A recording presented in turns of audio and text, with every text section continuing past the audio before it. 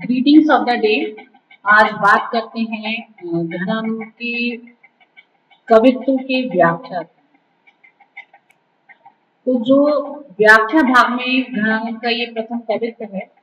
रूप निधान सुजान सखी, जब ते इन नैनन नेक निहार।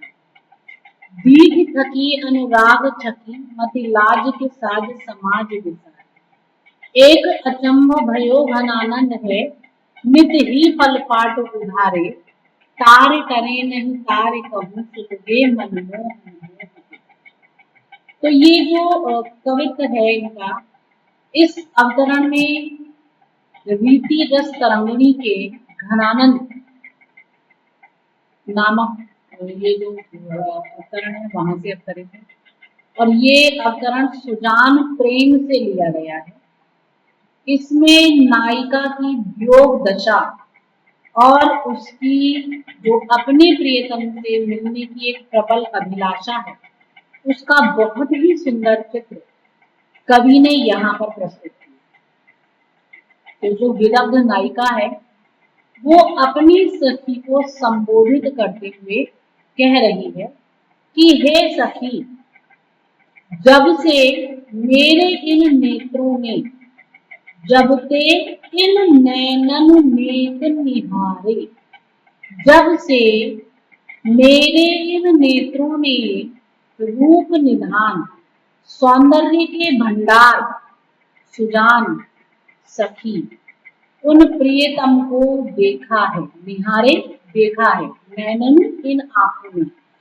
तो जब से सौंदर्य के जो भंडार हैं, उन अतुलित सौंदर्य के आगार प्रियतम को मेरे इन नेत्रों ने अपनी आंखों से निहारे देखा है।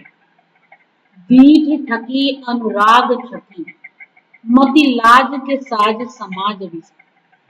तब से दीघ थकी, तो ये दृष्टि है, ये बेचैन हो गई है, थक सी गई है, परेशान सी हो गई है। अनुराग छकी, और उनके प्रेम में छक कर बेहाल हो गई है।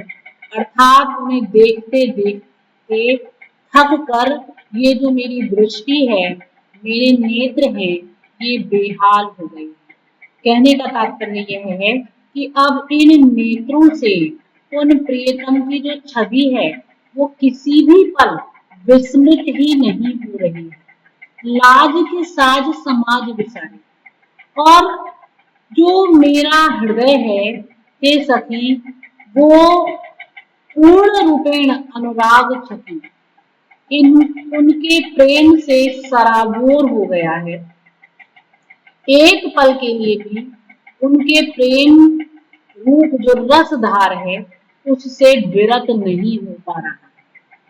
और इसके आगे मैं तुमसे क्या कहूं, कैसे बताऊं कि मेरी इन आंखों ने समाज साज, सामाजिक लाज, जो लोक लाज है, उस सब को बिसारे भुला दिया है। अर्थात अब तो ये मेरी आंखें किसी भी लोक लाज का ध्यान ही नहीं रखती, केवल हर पल हर क्षण अपने प्रियतम श्री कृष्ण को खोजती रहती है। एक अचंभ भयो घनानंद है। महाकवि घनानंद जी कहते हैं कि उस नायिका ने अपनी सखी से कहा कि अचंभ भयो, आश्चर्य की बात तो यह है कि नित ही पल पाट उधारी, मेरी आंखें हमेशा अपने प्रियतम के प्रेम में आनंद मग्न रहती हैं। नित ही, हमेशा ही उसी के प्रेम में आनंद मग्न रहती हैं, और पल पाट उधारे, और पल रूपी जो किवाड़ हैं उनको बंद करने का नाम ही नहीं लेती। अर्थात निरंतर उधारे प्रिय की राह देखती देखती खुली रहती हैं। जो उसकी पलकों के या पलक रूपी जो किवाड़ हैं, दरवाजे हैं, वो हमेशा खुले ही रहते हैं। उनमें किसी भी प्रकार से ये पलकें झपकती नहीं है, अर्थात वो नेत्रों के द्वार बंद ही नहीं होते हैं एक पल के लिए भी। तो हर पल ये नेत्र खुले ही रहते हैं और निरंतर केवल अपने प्रियतम श्री कृष्ण को ही देखना चाहते हैं। तार तरे नहीं तारे कहूँ, सुलगे मन मोहन मोह के तारे। और आगे वो कहती हैं कि ये जो नेत्र हैं इन्हें अपने प्रियतम से मिलने की ऐसी अभिलाषा है कि उस अभिलाषा का जो मोहक आनंद है वो निरंतर उसका अनुभव करती रहती है और फिर यह आनंद कम नहीं होता, क्योंकि मैं इन नेत्रों को जितना रोकने का प्रयास करती हूँ उतना ही ये प्रिय दर्शन के लिए आकुल व्याकुल होते हैं और मेरा हृदय प्रियतम के विरह में निरंतर सुलगता जा रहा है, अर्थात मैं विरहाग्नि में तप रही हूँ। तो तारे टरे नहीं, कितना ही मैं प्रयास करूं कि ये नेत्र बंद हो जाएं, कितना ही मैं प्रयास करूं कि प्रियतम की याद ना आए, लेकिन उन प्रियतम श्री कृष्ण की जो स्मृति है वो नेत्रों से हटती ही नहीं है। और तारे कहूँ सुलगे मन मोहन मोह के तारे, अर्थात उन श्री कृष्ण के मनमोहन, वो जो श्री कृष्ण है उनके प्रेम विरह में मेरा जो हृदय है सुलगे वो सुलग ही रहा है और मैं विरहाग्नि में तड़पती जा रही हूँ। किसी भी पल उससे मुझे शांति नहीं मिल रही है ना। तो मैं प्रिय के दर्शन में निरंतर जो है सुलग रही हूँ। तो ये जो अवतरण है, इस अवतरण में कवि ने जो विरह विदग्धा नायिका है उसकी वियोग दशा का अनुभूतिमय चित्रण किया है। सुजान शब्द श्री कृष्ण के लिए प्रयुक्त हुआ है और सुजान शब्द कवि की प्रियतमा का संकेत है। इस अवतरण में रूपक, अनुप्रास और काव्यलिंग अलंकार का बहुत ही सुंदर चित्रण कवि ने किया।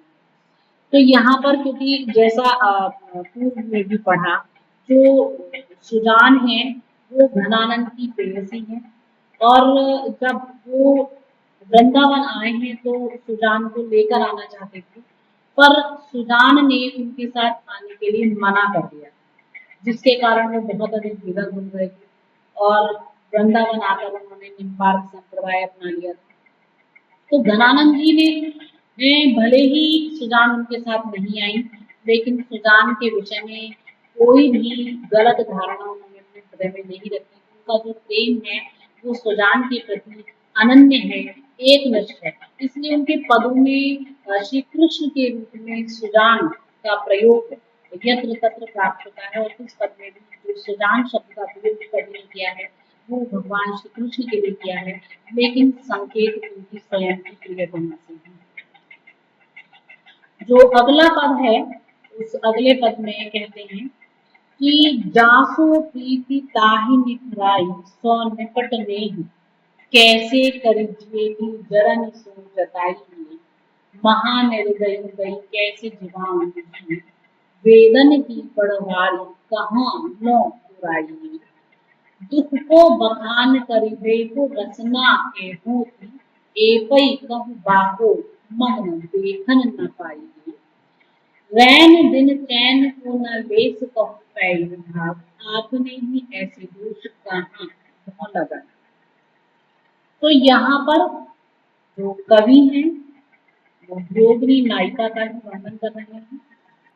तो प्रस्तुत पद में कवि जो योगिनी की दशा है उसका वर्णन कर रहे हैं। जो विषम प्रेम की चर्चा है प्रिय के, और एक और प्रिय की उदासीनता और दूसरी ओर प्रेमी की एक निष्ठता, इसका निरूपण यहाँ पर किया है कि जासु प्रीति ताहि निठुराई सो निपटने, जासु प्रीति ताहि निठुराई सो निपटने कैसे करी जिए की जरन सो जताई।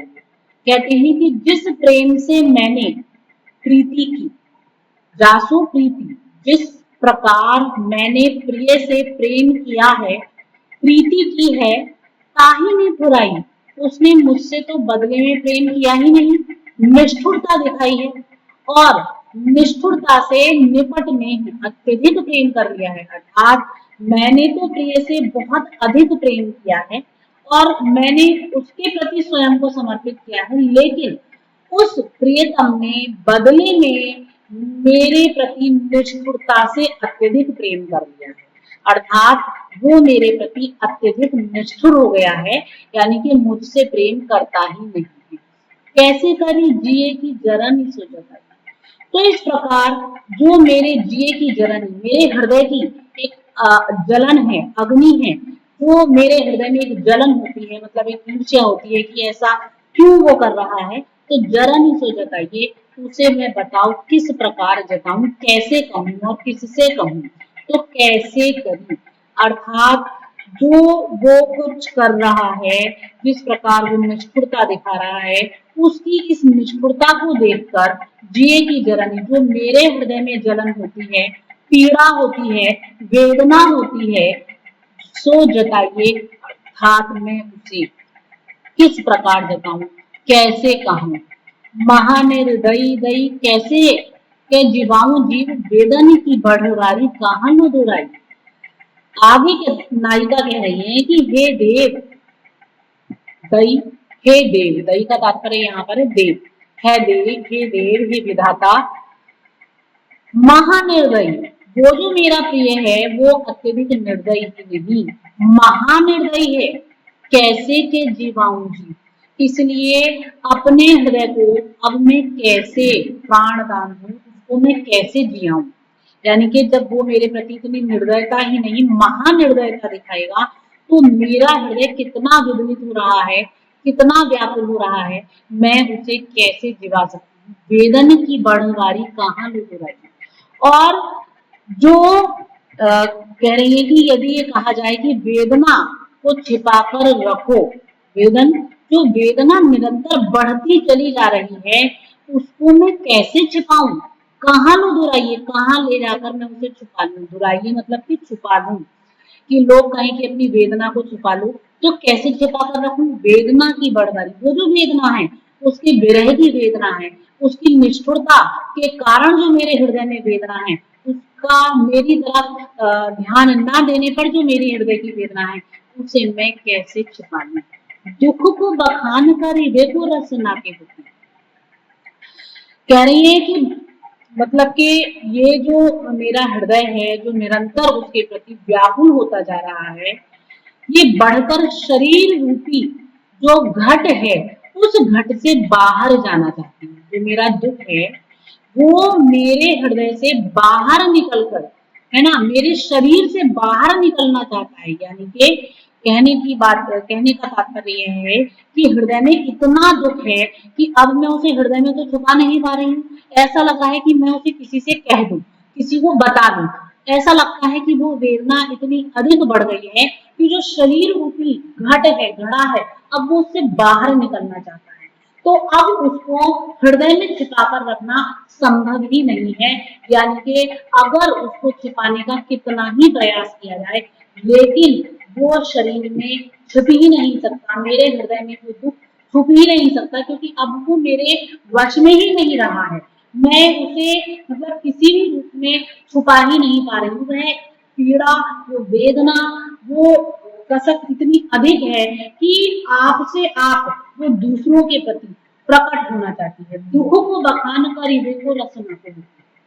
यदि कोई कहे कि क्या वेदना है, तो कहकर बताओ, तो उसका कथन कैसे किया जाए, क्योंकि वेदना का आधिक्य इतना अधिक है कि जिव्या ने, जो मेरी जिव्या है, उसने अपना कार्य करना छोड़ दिया है। कहूं तो किस जीव से कहूं। ठीक है, कि दुख को बखान कर दुख को रस न कहूं, ऐसे कहूं बापू मुख देखन न पाई। कि अगर खाली मेरे दुख का बखान होता, साधारण दुख होता, तो मैं उसे शायद किसी से कह पाती। ठीक है, लेकिन ये तो वेदना की अधिकता इतनी ज्यादा है कि बखान करिए, तो उसका बखान कैसे करूं। रचना की जो मेरी जिज्ञा है, उसके बस की बात नहीं है कि वो कुछ कह पाए। एपे कहूं वाको मुख देखन न पाई, और एपे इतने पर भी मैं क्या कहूं, वाको मुख देखन न पाई। कि यदि प्रिय के दर्शन हो जाते, तो तृप्ति से किसी प्रकार कुछ काम बनता, है ना, उसके मुख के दर्शन हो जाते तो कुछ काम बनता। पर उस प्रिय का तो मुख भी देख नहीं पा रही हूँ, तब ना उसके दर्शन ही मिलते हैं ना वो ही मिलता है। तो भला मैं किस प्रकार अपने हृदय को समझाऊं, किस प्रकार मैं सुख पाऊं, किस प्रकार मैं दुख को किसी से कह पाऊं। रैन दिन चैन को न लेस कहूं पे भाग, आपने ही ऐसे दोष काहि लगा। रैन दिन चैन की, चाहे रात हो चाहे दिन, है ना, रात दिन चैन का लेश मात्र नहीं। कुछ कहना सुनना तभी हो सकता है जब चित्त प्रकृतिस्थ हो, यानी कि आप किसी वेदना को समझ सकते हैं, कह सकते हैं, छुपा सकते हैं, या उसको धैर्य धारण कर समाहित कर सकते हैं। ये सारी जो स्थितियां हैं ये तब होती हैं जब आपका जो मन है, मस्तिष्क है, वो स्थिर हो पाए। ठीक है, तो रैन दैन चैन की न लहू कहूं पहले भाग, किसी भी प्रकार से कहीं भी चले जाओ, कहीं भी भाग जाओ, लेकिन रात दिन किसी भी प्रकार से जो चैन है उसका लेश मात्र नहीं है। आपने ही ऐसे दोष काहि लगा जो अपने आप, ये जो मतलब कि हृदय क्योंकि प्रकृतिस्थ नहीं है, यहाँ प्रकृतिस्थ होने का अवसर ही प्राप्त नहीं हो पा रहा है, मैं उसे समझा ही नहीं पा रही हूँ। इसमें किसी को कैसे दोष दूं? प्रिय को दोष देना भी व्यर्थ है, अपने भाग्य को ही दोष देती हूँ। मेरे में ही इस प्रकार की जो वेदना है उसको सहन करना लिखा है, तो इसलिए मैं किसी को कैसे दोष दे सकती हूँ, किसी को दोष भी नहीं दे सकती। तो यहाँ पर जो निष्ठुरता है वो सपत्नी रूप में कल्पित है कि प्रिय का उससे प्रेम नहीं, परम प्रेम, निष्ठुरता सपत्नी। और प्रीति और नेही जो शब्द हैं वो एक पर्यायवाची के रूप में दोष मार्जन के रूप में दिखाई दे रहे हैं कि नेही शब्द से पर पक्ष में गौरव भी दिखाया गया है, क्योंकि नेह वहां हुआ प्रचंड ज्वाला प्रेमिका के हृदय में उठ गई। वो जो सपत्नी है उसके प्रति जो प्रियतम है उसके हृदय में प्रेम उमड़ आया है, तो जो प्रेमिका का हृदय है वह जल गया। तो यहाँ पर जो एक वेदना है वो सपत्नीक विरह की वेदना को यहाँ कवि ने अभिव्यक्त किया है। वेदना में पीड़ा तो है ही, वेदन में ज्ञान का अर्थ है कि इस ज्ञान को बारंबार मन में टकराने से पीड़ा बढ़ती जा रही है कि वो छिपा नहीं पा रही है और अपनी जीभ से भी कहना चाह रही है, लेकिन उसने भी काम करना छोड़ दिया है, क्योंकि मन के अत्यधिक प्रभावित होने से संपूर्ण इंद्रियां शिथिल पड़ रही हैं, क्योंकि मन जो है वो उस प्रियतम के प्रति अत्यधिक प्रभावित हो रहा है, इसलिए किसी रूप में भी वो उसे छोड़ ही नहीं पा रही। तो यहाँ पर कवि ने जो है जो प्रेयसी है उसकी जो उत्कट वेदना है उसका मतलब कि बहुत ही सूक्ष्म चित्रण यहाँ पर प्रस्तुत किया। इसके बाद में जो अगला पद है वो है हीन भये जल मीन अधीन कहा कुछ अकुलान समानी, मीर स्नेही को लाए कलंक निराश है कायर त्यागत प्राण। प्रीति की रीति से क्यों समझे जड़ नीति के यानी परे को प्रमाण, यामन की जो दशा घना आनंद जीव की जीवन जान ही जान। पानी में रहने पर भी मछली, तो ये यहाँ पर जो वर्णन कवि कर रहे हैं तो उसके द्वारा उस नायिका के हृदय की स्थिति का वर्णन कर रहे हैं। तो इस पद में हम देखते हैं थोड़ा सा प्रसंग अगर इसका लें तो जो रीतिकालीन कवि हैं, रीतिकालीन जो प्रेमी हैं, उन प्रेमियों के लिए कवियों ने दो प्रकार के उपमान दिए हैं। एक तो वियोग और संयोग दोनों के लिए जो प्रस्तुत है उसकी चर्चा की जाती थी। एक तो बिछुरत मीन की और एक मिलन पतंग की, ये दो उपमान दिए जाते थे रीति काल में प्रेमियों के लिए कि मीन का बिछुड़ना, मछली का जल से अलग होना, और पतंगे का मिलना, पतंग का दीपक की ज्योत से मिल जाता है तो भी मर जाता है और मछली जल से बिछुड़ जाती है तो भी मर जाता है। फिलहाल दोनों की मृत्यु ही लिखी होती है। तो पतंगा दीपक से मिलने पर मरता है और मछली जल से बिछुड़ने पर मरती है। तो कभी मानव की प्रेम साधना को मीन की प्रेम साधना के समान कहना उसको घटाना है, और प्रेम में विरह न सहकर मर जाना उसको ऊंची बात के रूप में, मतलब ऊंची बात नहीं, इससे प्रिय को कलंक लगता है। मानव विरह में मरता नहीं, कष्ट सहता है। मछली पानी में मछली मानव के समान वेदना सहने की क्षमता नहीं रखती, पानी जड़ है। तो मानव का जो प्रिय है वो तो चेतन है, तो किसी जड़ को प्रभावित करना संभव नहीं, पर चेतन को प्रभावित करना संभव है। तो कम से कम प्रेमी के हृदय में ऐसी संभावना रहती है, इसलिए मानव और नींद को एक करना हालांकि ठीक प्रतीत नहीं होता, पर ऐसा कथनों ने अनेक शाह उपमान दिया है। तो यहाँ पर जो उपमान है उसके रूप में जो दृष्टांत है कि विरहियों की स्थिति के लिए जो मीन का दृष्टांत है, उस पर यदि विचार किया जाए तो जल के घटने पर मीन, मछली जो है वो विवश होकर व्याकुल होती है, और उस व्याकुलता से वह अत्यधिक मतलब के परेशान हो जाती है, और उसके कारण उसे अपने प्राण त्यागने पड़ते हैं। और जो पतंगा है वो, कवि का यहाँ पर जो तात्पर्य है वो यही है जो पूरे पद में उन्होंने दिया है। मछली का, मीन का उदाहरण दिया है और पतंगे का उदाहरण दिया है। तो वो कह रहे हैं कि मीन कि हीन भये जल मीन अधीन, कहाँ कुछ सो अकुलानि सम। हीन भये जल मीन, कि जैसे ही जो मीन है जल के, वैसे ही जलहीन मतलब के घटने लगता है और वो व्याकुल होने लगता है, और जल से जैसे ही युक्त होता है, अलग होता है, मारा जाता है, अर्थात मृत्यु को प्राप्त हो जाता है। यानी कि वह अपने प्रिय का संयोग जब तक प्राप्त करता है तब तक तो जीवित रहता है, लेकिन जैसे ही वियुक्त होता है तत्काल मृत्यु को प्राप्त हो जाता है, अर्थात वो अपने प्रियतम से बिल्कुल भी विरह सहन नहीं कर पाता। ठीक है, मैंने प्रिय का संयोग तो नाम मात्र के लिए पाया है, पर प्रिय के वियोग में न जाने कब से व्याकुल हूँ, और मेरी इस आकुलता की समानता मीन के पक्ष में कहाँ की जा सकती है। मेरी आकुलता की समानता तो वह कर ही नहीं सकता, क्योंकि वियुक्त होने पर यदि कुछ समय तक जीता या वेदना सहन करता तब भी बात थी, पर वो तो जीवित ही नहीं रह पाता।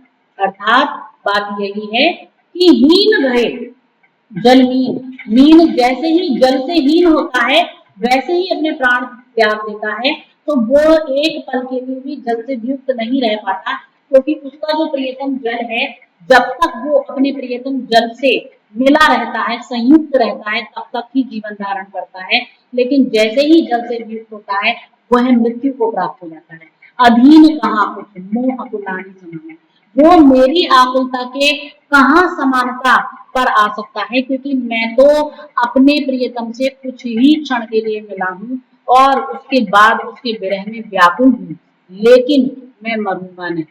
नीर स्नेह को लाए कलंक निराश में कायर त्याग प्रज्ञान। और आगे क्या कहते हैं कि नीर स्नेह कि वह जो जल है वह उस जल रूप प्रिय को कलंक लगा देता है।